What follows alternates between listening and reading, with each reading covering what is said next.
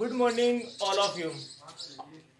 जैसे हमने पहले भी पढ़ा था कुछ टॉपिक लोरेंस ट्रांसफॉर्मेशन से संबंधित, उसी के साथ में आपके साथ आज एक नया टॉपिक इंटरेस्ट के साथ है, टाइम डायलेशन। टाइम डायलेशन का शाब्दिक अर्थ हिंदी में बोला जाए तो कहते हैं समय का कम हो जाना।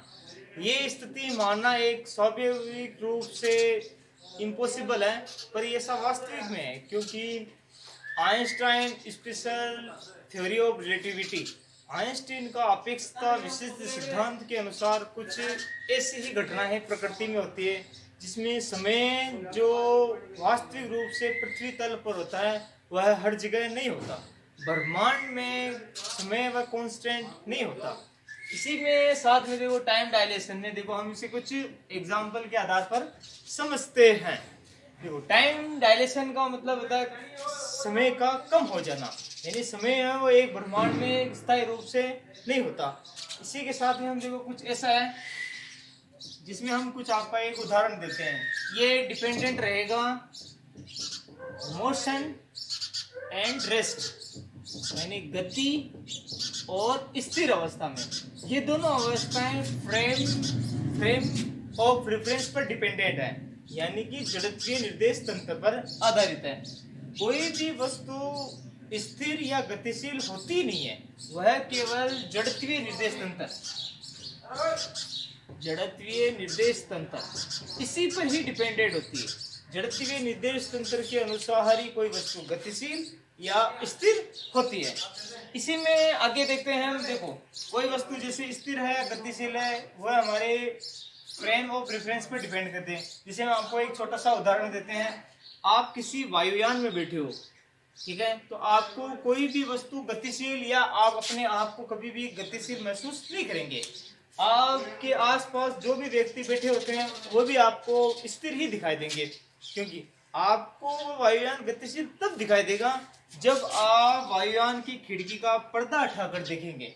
पर्दा उठाकर देखेंगे तो आपको रियलाइज होगा, महसूस होगा कि आप मोशन कर रहे हो या फिर गति कर रहे हो। वो स्पीड आपको ये पता चलेगी। इसके अनुसार जैसे हम पृथ्वी तल पर है तो हम अपने आप को कभी भी गतिशील महसूस नहीं करते, जबकि रियलिटी के अनुसार हम सब गतिशील है, क्योंकि जो अर्थ है, जो पृथ्वी है वह सूर्य के चारों ओर गतिशील ही है, चारों ओर गतिशील ही है, और ये कुछ मोशन करती है सन के अराउंड अर्थ वो मोशन करती है। तो हम अपने आप को कभी भी महसूस नहीं करते कि हम पृथ्वी पर गतिशील अवस्था में, जबकि हम अपने आसपास की वस्तुओं को स्थिर अवस्था में ही देखते हैं। अब हम आपको इतिहास के कुछ पन्नों पे ले चलते हैं। ये हम बात करते हैं 1686 की। इस पर न्यूटन ने अपने मोशन पर डिपेंडेंट 3 लॉ दिए थे। उस समय ब्रह्मांड और फिजिक्स की कुछ नियमों पर आधारित जितनी फिजिक्स थी हमारे पास, चिरसम्मत फिजिक्स, क्लासिकल फिजिक्स में, वह पूरे टोटल तीनों फिजिक्स के तीनों नियमों पर आधारित ये पूरी फिजिक्स चलती थी। उस पर हर सवाल का जवाब इन तीनों मोशन के 3 लॉ पर आधारित ही था। इसके बाद में जैसे टाइम डिलेशन वाले में एक बात करते हैं हमारे पास कुछ ऐसे में आइंस्टीन गिरे। आइंस्टीन अपने एक्सपेरिमेंट पर मोशन पर रिलाइज, यहाँ से जैसे टाइम डायलेशन की उनके दिमाग में जो धारणा बनी वह कुछ इस प्रकार बनी। आइंस्टीन एक बार अपने घर से ऑफिस की ओर जा रहे थे, तो रास्ते में उन्हें एक टावर पर लगी एक क्लॉक घड़ी देखी थी। उस घड़ी में जो टाइम देखकर उन्होंने अपने आप में रियलाइज किया, महसूस किया कि इस पर जो घड़ी का जो टाइम है वह कम कैसे किया जाए। तो यहाँ से उनकी प्रतिक्रिया बनी थी कि यहाँ पर देखो, इसी घड़ी का प्रतिक्रिया से उन्होंने अपने रियलाइज किया कि टाइम को कम कैसे किया जाए। तो उसी पर आधारित ये थी कि उन्होंने अपने आप में कुछ कल्पनादर्शी और से बनाया था कि वह फ्यूचर और फास्ट में कैसे जा सकते हैं, यानी कि फ्यूचर और फास्ट में टाइम के द्वारा, और टाइम डिपेंडेंट रहेगा सी पर, यानी प्रकाश के लाइट वेलोसिटी पर। जो प्रकाश का वेग होता है 3 × 10⁸ मीटर पर सेकेंड, इस पर डिपेंडेंट था। अब हमारे पास जो आइंस्टीन या वो है वह जल्दी अपने घर जाते थे ताकि अपने एक्सपेरिमेंट को वह टाइम दे सके। और टाइम डायलेशन है वह उन्होंने एक क्लॉक पर आधारित बढ़ाया था। तो क्लॉक पर आधारित देखो कुछ इस प्रकार में था। अगर वह किसी एक्सपेरिमेंट को देखो कुछ इस प्रकार काम में लेते हैं, जैसे ये है आपका फ्रेम ऑफ रेफरेंस। यहाँ पर उन्होंने कोई एक स्थिति जिसमें लाइट क्लॉक लगी हुई है प्रकाश के वेग पर आधारित लाइट क्लॉक लगी। एक हम पृथ्वी तल पर है यानी अर्थ क्लॉक पर जो अर्थ क्लॉक पर है यानी कि पृथ्वी तल पर कोई एक घड़ी है। दोनों में टाइम एज इट इज मानते हैं यानी कि माना कि 12 बजे हैं और ये प्रकाश के वेग के लगभग एक यानी आधे प्रकाश के वेग के सापेक्ष चलती है। तो इस घड़ी में जब वो इसमें जो बैठे इंसान है या कोई भी है वो उसे कभी भी ये फील नहीं होगा कि टाइम किस स्पीड से चल रहा है। लेकिन अगर इन दोनों घड़ियों का अर्थ वाली और लाइट सोर्स वाली जो क्लॉक है उन दोनों का टाइम अगर कुछ समय पश्चात मिला जाए और दूरी के अनुसार, तो इस घड़ी में जब 12:25 होते हैं 12:15 पर, तो इस घड़ी में 12:25 हो जाते हैं। ये रियलाइज तक नहीं होता, जबकि ये लाइट सोर्स के अनुसार वेलोसिटी होती है तो वह बहुत ही धीमे चलती है और हमारी जो है वो बहुत ज्यादा स्पीड में चलती है, यानी इसमें वेलोसिटी पे डिपेंडेंट रहेगा। यदि प्रकाश का वेग आधे कर दिया जाए उसके स्पीड में, यानी प्रकाश के वेग की आधी स्पीड में अगर कोई लाइट सोर्स गति करता है तो उस पर टाइम है वह बहुत ही स्लो चलता है। और यहाँ पर अर्थ क्लॉक वाली है वह बहुत ज्यादा स्पीड में चलेगी। तो ये एक स्थिति में मानना एक इम्पॉसिबल है, लेकिन वास्तव में ऐसा हो सकता है जब किसी वस्तु की गति प्रकाश के वेग के सापेक्ष कर दी जाए। तो अब देखो हम इसके आगे इनके आगे का डेरिवेशन के रूप में कुछ फाइंड आउट करते हैं आपके लिए। तो देखो वो कुछ इस प्रकार का रहेगा। आइंस्टीन ने अपने एक्सपेरिमेंट के अनुसार देखो दो एक निर्देश तंत्र के रूप में इस प्रकार बताया था। एक निर्देश तंत्र है, यह है आपका एस और इसमें यह एक्स वाई और जेड। यहाँ पर कोई एक क्लॉक लगी हुई है और कोई एक इसी के साथ में एक कोई दूसरा फ्रेम ऑफ रेफरेंस लेते हैं एस डेस। तो इसके निर्देशांक रह जाएंगे वाई डेस और जेड डेस। और कोई वस्तु जो है गति करती है वह एस के सापेक्ष एस डेस के सापेक्ष वी वेग से गति करती है। तो इन दोनों के सापेक्ष में जो टाइम निकालते हैं, टाइम है हम टो या t0 या t ऐसे आप जो चाहे वो मान सकते हैं। टाइम इसके लिए जो टाइम रहेगा वह रहेगा t2 और इसके लिए टाइम रहेगा वह रहेगा t1। अब हम दोनों के लिए टाइम निकालते हैं, यानी कब इसमें भी एक क्लॉक लाइट सोर्स रहेगी, क्लॉक है वह लाइट क्लॉक रहेगी और ये रह जाएगी एक अर्थ पर क्लॉक जो नॉर्मल सी घड़ी हमारे पास होती है। उनके अनुसार एस निर्देश तंत्र फ्रेम ऑफ रेफरेंस एस के लिए जो टाइम है वह रहेगा टो बराबर t2 माइनस t1 के लिए। अब हम एस डेस के लिए निकालते हैं तो ये रह जाएगा t जीरो बराबर t2 डेस माइनस t1 का डेस। अब हमारे पास लोरेंज ट्रांसफॉर्मेशन में हमने टी डेस की वैल्यू या टी की वैल्यू या टी की वैल्यू टी डेस की वैल्यू हमारे पास कुछ इस प्रकार में थी। तो देखो हमारे पास क्या थी टी के लिए, यानी टी डेस की वैल्यू हमारे पास थी टी डेस या टी के लिए निकाले तो टी के निकाले तो देखिए ये जाएगी t dash plus x v upon c, ये हमारे पास थी टाइम डिपेंडेंट। और यहाँ पे रहेगा 1 minus v square upon c square और ये रहेगा रूट में। ये हमारे पास t की वैल्यू थी हमने जो लोरेंज ट्रांसफॉर्मेशन से निकाली गई थी। अब हमारे पास जब हम t2 या t1 के लिए निकालते हैं तो इस स्थिति में दोनों के लिए निकालेंगे, एक तो t2 के लिए और t1 के लिए। जब हम t2 के लिए t1 के लिए निकालते हैं तो यहाँ पे रह जाएगा 1 और ये x1 रह जाएगा, ये भी 1 रह जाएगा और ये सेम पोजीशन ऐसे रह जाएगी। और t2 के लिए निकालते हैं तो इस स्थिति में हमारे पास x1 और x1 का रहेगा तो ये रह जाएगा t2 डेस प्लस x1v/c², ये हमारे पास c के सापेक्ष में रह जाएगा, और ये रहेगा रूट में 1 - v²/c², ये t2 की वैल्यू लग जाएगी। इन दोनों की वैल्यू अगर हम इसमें रूप में रखें, इसके इस इक्वेशन में रखें, ये इक्वेशन 1, ये इक्वेशन 2, ये इक्वेशन 3, ये 4, तो हम 3, 4 की वैल्यू 1 में रखते हैं, तो हमारे पास जो क्या आएगी, तो बराबर ये रह जाएगा। देखो इन दोनों में सेम पोजीशन रखते हैं, t2 प्लस x1v/c, और ये रह जाएगा गामा के रूप में, क्योंकि हमारे पास 1/√1 - v²/c² लोरेंज ट्रांसफॉर्मेशन गामा की वैल्यू थी, और इसके साथ में ये रह जाएगा माइनस में, और ये t2 डैश है, ये डैश में रहेगा, ये भी डैश में रहेगा, फिर gamma t1 dash plus x1v/c, तो ये हमारे पास फिर गामा, दोनों में से गामा कॉमन आ जाएगा।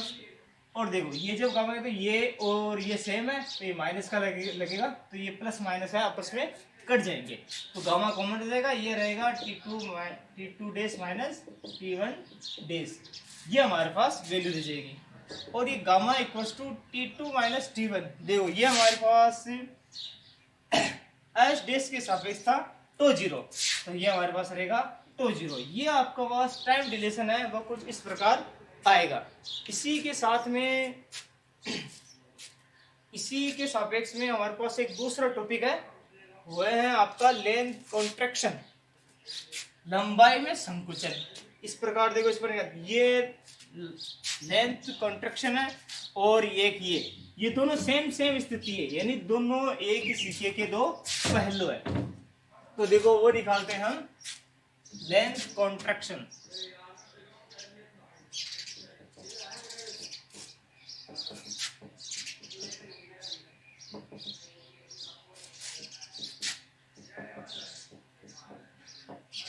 लंबाई में संकुचन।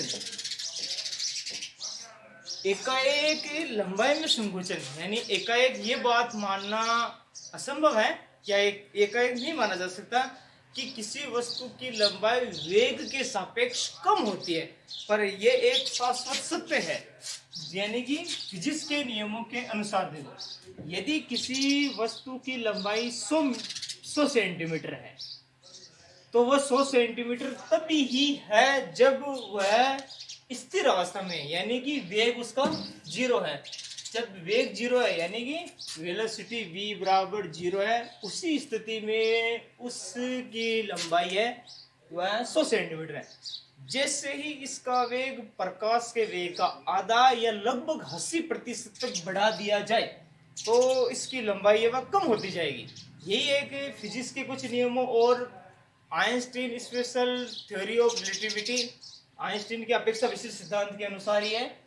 जब किसी वस्तु की लंबाई 100 सेंटीमीटर और वेग 0 है, तो उसकी लंबाई 100 है। यदि यहाँ पर v का मान c के बराबर लेकर और उसका आधा कर दिया जाए, यानी प्रकाश का, यानी इसकी जो वेग है, किसी वस्तु का वेग, यानी यहाँ पर कोई वस्तु है, इस वस्तु का वेग हम c के अनुसार बढ़ाते जाएंगे, ठीक है, इसके अनुसार बढ़ाते जाएंगे, तो इसके वेग के अनुसार देखो, जब वेग यानी प्रकाश का वेग है या वेग 0 है, तो ये 100 सेंटीमीटर की कोई रॉड है या छड़ है, वो 100 सेंटीमीटर की है। जब प्रकाश का वेग आधा कर दिया जाए, यानी प्रकाश के वेग के आधे के बराबर इस वस्तु का, यानी किसी रॉड है उसकी वेग बढ़ा दी जाए, तो इसकी जो लंबाई है वह करीब 70% रह जाएगी, यानी 70 सेंटीमीटर मान सकते हैं जब आधा हो तब। जब इसकी लंबाई, जब प्रकाश का वेग करीब 60% तक बढ़ा दिया जाए, तो इसकी लंबाई है वह करीब 50% तक रह जाएगी। जब इसका वेग 80% तक के बढ़ा दिया जाए, तो इसकी लंबाई है वह करीब 30 से 40% तक रह जाएगी। यानी जैसे जैसे हम किसी वस्तु का वेग प्रकाश के वेग के सापेक्ष बढ़ा देते हैं, यानी कि प्रकाश के वेग का होता है 3 लाख किलोमीटर पर सेकंड, इतना होता है प्रकाश का वेग। प्रकाश के वेग के सापेक्ष अगर हम किसी वस्तु का वेग बढ़ा दिया जाए तो वह वस्तु है वह छोटी होना प्रारंभ हो जाएगी, यानी वह वस्तु जिसकी लंबाई जो है वह नहीं रहेगी। एकाएक स्थिति में ये मानना एक इम्पॉसिबल है, लेकिन एक फिजिक्स के कुछ आइंस्टीन की परिकल्पना और के अनुसार और Einstein relativity theory of motion, इसके अनुसार यही एक सत्य में काउंटिंग होता है फिजिक्स के नियमों में। अब देखो इसका हम निकालते हैं डेरिवेशन के रूप में। तो देखो एल और एल के लिए इसको भी हम एक कांस्टेंट के रूप फ्रेम ऑफ रेफरेंस के रूप में लेते हैं, जिसमें एस एक फ्रेम ऑफ रेफरेंस है, इसमें एक्स वाई और जेड है। एक को इसी के सापेक्ष में दूसरा फ्रेंस है वह एस डेस है, इसमें एस डेस वाई डेस और एक्स डेस है। यहाँ माना कि इसमें किसी लंबाई है वह एल है और यहाँ पर एल 0 है। तो देखो हमारे पास इसमें रहेगी एल 0 और इसमें रह जाएगी लंबाई एल। तो हम दोनों फ्रेम ऑफ रेफरेंस के लिए निकालते हैं। तो यहाँ पर कोई वस्तु है वह v वेग से गति करें, यानी उसमें और इसमें दोनों में सेम पोजीशन ही रहेगी। तो माना कि s के लिए s फ्रेम ऑफ रेफरेंस के लिए किसी वस्तु की जो लंबाई है वह है L0 है, यानी L के बराबर मानते हैं, और वह L बराबर रह जाएगी x2 माइनस x1 s के लिए। अब हम निकालते हैं s डेस के लिए। s डेस के लिए लंबाई हम मानते हैं L0, तो उसकी लंबाई x2 डेस माइनस x1 डेस, ये लंबाइयां दोनों की सापेक्ष लंबाइयां रह जाएगी। अब हमने लोरेंज ट्रांसफॉर्मेशन में जो x की वैल्यू निकाली थी वह हमारे पास कुछ इस प्रकार थी। x के लिए जो वैल्यू निकाली थी वो हमारे पास कुछ देखो थी, x के लिए थी x माइनस vt। अब देखो दोनों के लिए जो टाइम है वह है परिवर्तित टाइम रहेगा, और हम x के निकाल देते हैं x के लिए x माइनस vt डेस के लिए रहेगा, और हम 1 के लिए निकालते हैं तो ये 1 के लिए रह जाएगा, और x2 के लिए निकालते हैं तो देखो लोरेंज ट्रांसफॉर्मेशन में टाइम कुछ इस प्रकार था हमारे पास, और x2 के लिए निकालते हैं तो गामा डेस x2 डेस और vt डेस, ये हमारे पास वैल्यू आ जाएगी x1 और x2 के लिए। इन दोनों इक्वेशनों का वैल्यू हम इसमें रखते हैं तो हमारे पास रह जाएगी L बराबर गामा x1 डेस माइनस vt डेस, और ये माइनस में रहेगा गामा x2 डेस माइनस vt डेस, ये हमारे पास वैल्यू रह जाएगी इनके सापेक्ष। तो इनका देखो इनसे गुणा करेंगे तो हमारे पास देखो पहले आया वह 2 की वैल्यू आएगी और बाद में 1 की वैल्यू आ जाएगी। अब देखो L बराबर दोनों में है कॉमन गामा, तो ये रह जाएगा देखो x2 और ये देखो माइनस माइनस प्लस होगा, कैंसिल आउट हो जाएंगे, तो ये रह जाएगी x2 डेस माइनस x1 डेस का। x2 माइनस x1 डेस है, ये हमारे पास है देखो L0, x2 डेस माइनस x1 है, ये है L0, तो ये रह जाएगी L बराबर गामा L0 के बराबर। तो ये हमारे पास जो परिवर्तित लंबाई है यानी कितना संकोचन होगा, ये लंबाई रहेगी L0 बराबर, ये आ जाएगा गामा नीचे, तो ये देखो L गामा आएगा नीचे, और गामा की वैल्यू है हमारे पास देखो लोरेंज ट्रांसफॉर्मेशन निकाली थी 1/√1 माइनस v²/c², ये गामा की वैल्यू हमारे पास थी। इनकी वैल्यू रखेंगे तो ये आएगी L0 बराबर L√1 माइनस v²/c²। अब देखो L की वैल्यू यानी कि देखो गामा की वैल्यू 1 माइनस v²/c², इसकी जो वैल्यू आएगी वो हमेशा 1 से कम ही रहेगी, हमेशा 1 से कम ही रहेगी, क्योंकि v²/c² की वैल्यू चाहे कितनी भी हो वह हमेशा 1 से कम ही रहेगी। तो ये टॉपिक हमारे पास था लेंथ कॉन्ट्रैक्शन और टाइम डायलेशन। ये कुछ टॉपिक फिजिक्स के रिलेटेड कुछ महत्वपूर्ण टॉपिकों में काउंट है, और इन्हीं पर कुछ आधारित वह आइंस्टीन की थ्योरी है, जिसमें हम फास्ट और फ्यूचर में जानने का एक तरीका है जो प्रकाश के वेग के सापेक्ष किया जा सकता है, और कभी भी किसी भी स्थिति में किसी भी वस्तु का वेग प्रकाश के वेग के बराबर नहीं हो सकता। हम किसी वस्तु का वेग करीब 80% प्रकाश के वेग के 80% या 50% तक लगभग पहुंचा सकते हैं। तो ये आपका टॉपिक आज का इतना था, लेंथ कॉन्ट्रैक्शन और टाइम डायलेशन। तो हम आशा करते हैं आपको ये टॉपिक पसंद आया होगा। जय हिंद।